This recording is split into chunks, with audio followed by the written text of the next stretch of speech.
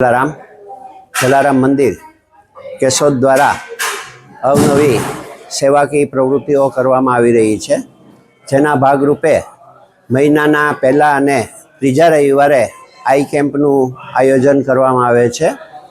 આજરોજ યોજાયેલા આઈ કેમ્પની અંદર 175 જેટલા દર્દીઓને તપાસવામાં આવેલા હતા, જેમાંથી 70 દર્દીઓને ઓપરેશન માટે રાજકોટ રણછોડદાસજી હોસ્પિટલની અંદર આપણે રિફર કરેલા છે અને એ રીતે 75 દર્દીઓ છે એને ઓપરેશન માટે મોકલેલા છે।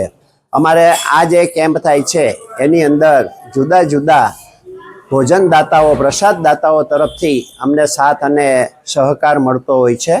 આજે જે અમને સાથ અને સહકાર ભોજનનો મળેલો છે એવા બાબુભાઈ, નરસિંહભાઈ કુંભાણી, ચિરાગભાઈ કુંભાણી, નિર્મળાબેન કુંભાણી, એમના દ્વારા અમને આજે આ સહકાર મળેલો છે અને અમે એમનો ખૂબ ખૂબ આભાર માનીએ છીએ।